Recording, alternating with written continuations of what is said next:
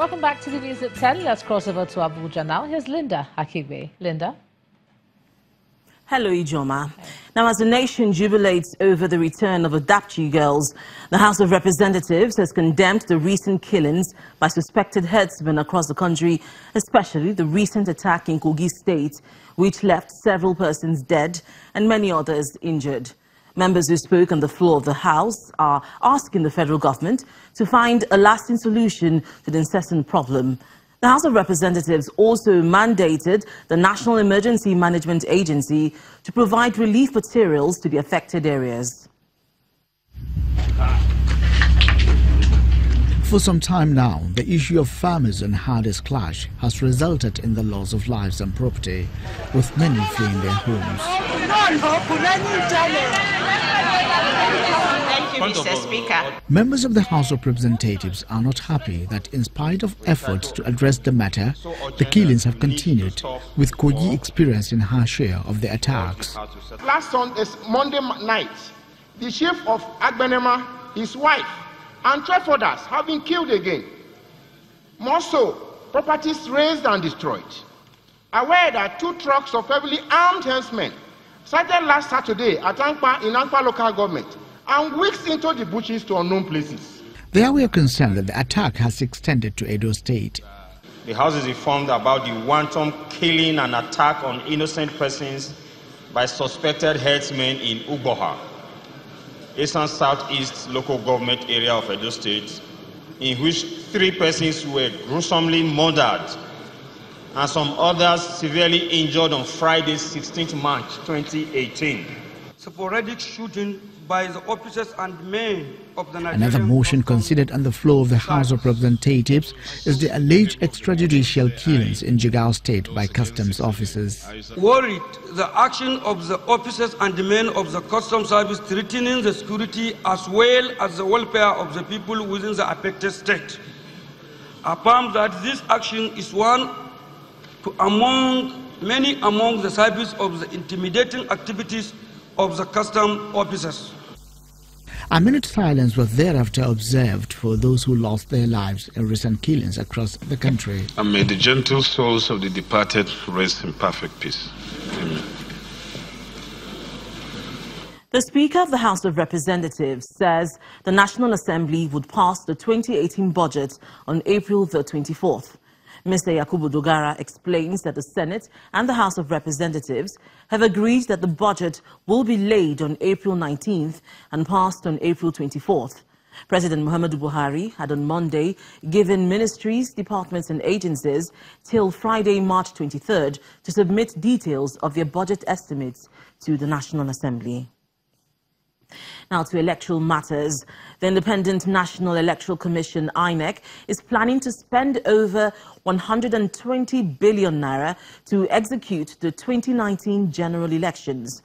A National Electoral Commissioner, Professor Oke Ibanu, explained at the Situation Room Dialogue session in Abuja that about 50% of the electoral body's expenditure will involve foreign exchange, and therefore it is expected that the amount would rise above the amount used to execute the 2015 general elections. Professor Ibanu said that the budget has already been prepared and sent to the President for approval. Meanwhile, INEC in Kogi State will resume the recall process of the Kogi West Senator Dino Melaye on April the 28th. This follows a ruling by the Court of Appeal which gave the electoral umpire the go-ahead to continue with the process, which was halted due to litigation.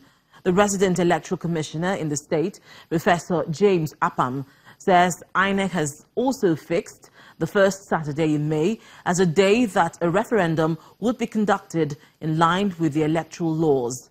Last week, the appeal court threw out Senator Dino Melaye's suit, challenging the move to recall him. The senator has vowed to proceed to the Supreme Court to stop INEC from proceeding with the process. And that's all from Abuja. Back to you, Joma. Indeed, that's all from you. Thanks a lot, Linda. The global news network of the British Broadcasting Corporation is wearing a new hat with the launch of its Pidgin, Igbo and Yoruba language services in Nigeria. The director, BBC World Service Group, Mr. Jamie Angus, who oversees the initiative on the expansion to 41 language services, the biggest since the 1940s, sheds light on what's expected to become a game changer.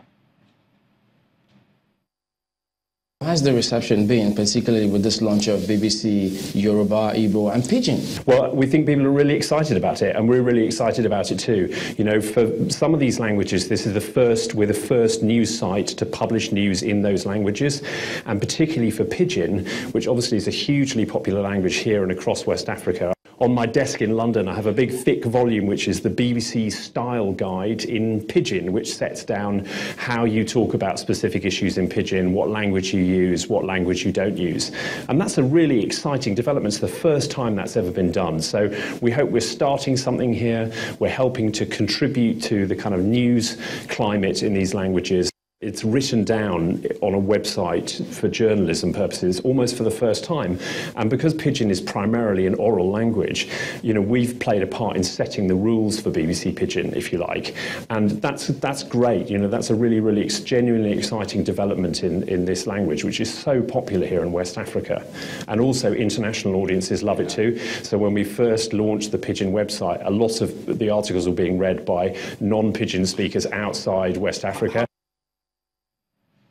While the BBC is also partnering with Channels Television to provide and deliver high-quality content on the 12-time award-winning station. We've got lots of things happening on TV as well, so you'll be aware that with your own channel, with Channels, we're working on a co-production. The show will be really distinctive. It'll be different to what's in the market at the moment, but crucially we'll learn from you and then we'll work with you to produce a really high quality weekly TV show. And I think that for the BBC to understand more clearly through your journalists and your production values what audiences in this part of West Africa are really interested in, that's a big benefit for us. And then we bring to this partnership the BBC's 100-year history of TV production, one of the largest TV producers and broadcasters in the world. And together we're going to build a show that's really original, popular and distinctive. And from TV production, let's talk some business. Here's Kayode Okikiolu.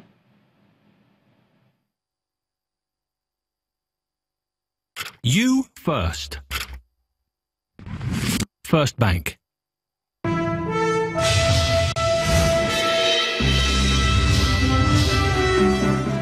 Thank you, Gemma, and welcome to Business News. The organized private sector has called on the federal government to convene a special meeting with industrialists over the Continental Free Trade Area Agreement, which was signed by African countries excluding Nigeria today in Kigali, Rwanda. The national president of the Manufacturers Association of Nigeria, Dr. Frank Jacobs, made the call at a media briefing where he enumerated the concerns of Nigerian manufacturers over the pact. Our business correspondent, Temple Ashaju, reports. The historic and much talked about African Continental Free Trade Area Agreement was signed midweek by 44 African heads of states without Nigeria's signature on the dotted lines yet. Of integration. Back at home, the event coincides with a media briefing by the organized private sector, commending President Muhammadu Buhari for his decision not to sign yet the pact, which agrees with manufacturers' concerns. Right away, they want to liberate 90% of the products so that they'll have zero duty on them. They didn't consult with us. If they had consulted with us, we would tell them that 10% remaining is too small. Because even according to the ECOWAS CET, we're enjoying more than 10%. So for us to now allow to decrease that number to 10% only would be inimical to the growth of the manufacturing sector. And that is why we said we need that information. They weren't able to give us. The chief negotiator was supposed to. We requested for that information. He didn't seem to have it. And while the group acknowledges the benefits of continental trade agreements, members call for immediate dialogue over the CFTA and other pending trade deals. Reconsider the national position on EPA vis-a-vis the AFCFTA, especially on tariff lines of products, on the sensitive and exclusion list, with a view to ensuring that the EU EPA is not reintroduced through the AFCFTA's backdoor. Although the CFTA agreement has now been ratified by interested nations, Africa will be waiting for Nigeria as the largest market on the continent to decide whether or not it will participate. Temple Ashaju, Channels Television News. And elsewhere, heavy profit taken from blue chip stocks in 3 key sectors dampened market sentiment further, in spite of more positive earnings posted by some listed companies. Teniola Shoboali has a summary of today's trading.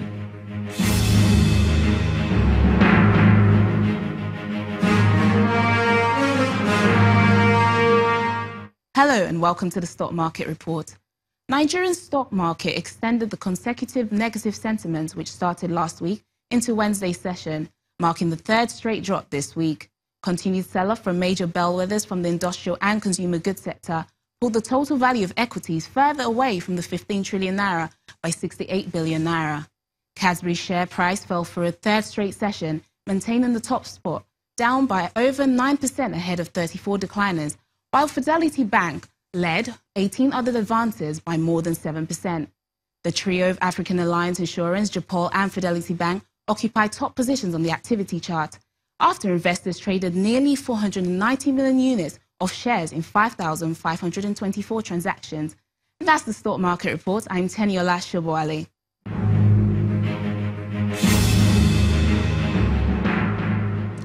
Thank you, Teniola. And U.S. stock market ends midweek trading session in the red as the Federal Reserve raised interest rates and upgrades its outlook for the world's biggest economy.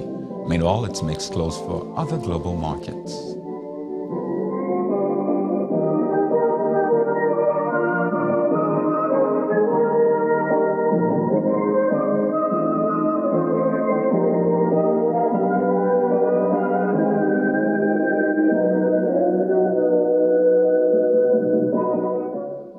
And that's business news. I am Kayode Okikiolu. It's now back to Ijoma.